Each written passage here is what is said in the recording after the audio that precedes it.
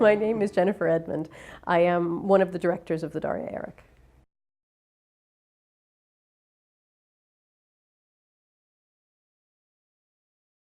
My doctoral training was very traditional, and I was trained in the time of critical theory approaches and literary history. So this was very much where I came from. But in my first professional position after my postgraduate training, I was teaching at a small university, very, very far away from the coasts in the US, so in a very insular part of the US. And my job there was to try and bring the vibrancy of German language and culture to these young American students who'd never had any exposure to this before. So the option I was given from my doctoral training, and the small amount of pedagogy they did with us, was you go to Germany in the summer and you buy a newspaper and you teach from that newspaper for the next 12 months if you're lucky, if you have funding to go back the next year. And then there was the internet. And then you had, you had Tagesspiegel, and you had, Der Spiegel, and you had Das Bild. You show the difference between different kinds of media. You had Deutsche Welle, so you had the oral components. Suddenly making the reality of the culture, the reality of the language, and the reality of the richness of it all, bringing that into the students was much easier. And of course from my own research as well.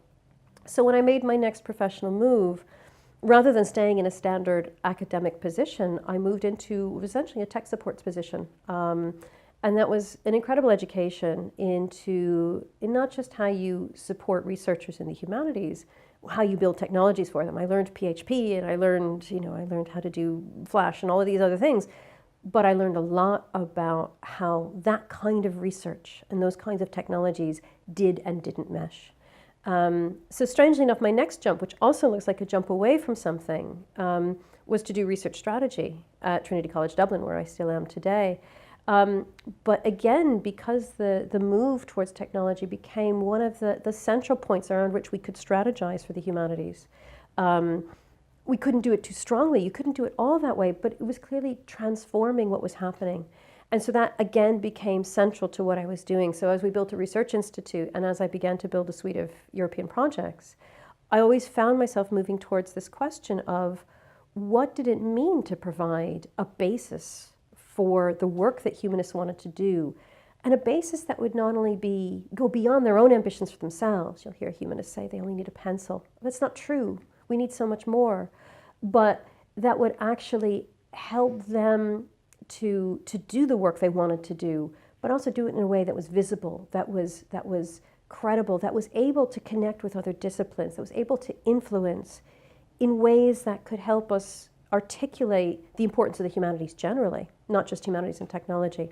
But the interesting thing also about your career path, the way you've described it, is that there's a bit of a disparity between what you were officially trained to do and what you ended up doing. So you are a living proof of kind of learning on the job. Sure. Do you think the educational landscape has changed since, or do you still think that the universities and the humanities programs are not necessarily preparing people for this kind? I mean, they're preparing people for academic careers or things like that.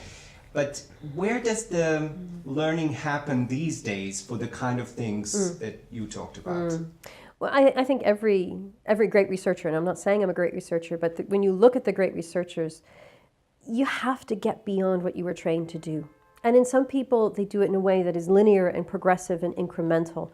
And some of us, it's a little more disruptive. So it looks like we're doing something we have no training to do. But in fact, the training that I had in many ways was a great preparation for what I'm doing.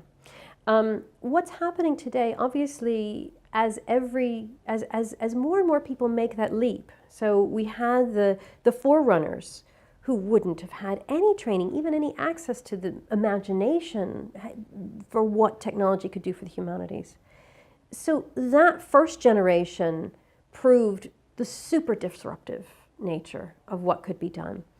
And of course, more people do that, the baseline comes towards that direction. So of course now we're able to recognize that we need to give young researchers access to certain kinds of tools and certain kinds of perspectives. And so there's more and more recognition of that, not universal, but more and more. What we're lacking still is the the system needs to adapt to that. The system needs to know how can we accept a PhD thesis that is not submitted as a document of 200 pages, more or less? How can we validate things that we don't understand ourselves how to read? How can we actually make it safe for people to make those leaps earlier? And how can we make it possible for the people who are now coming and starting at that baseline to make the next leap forward?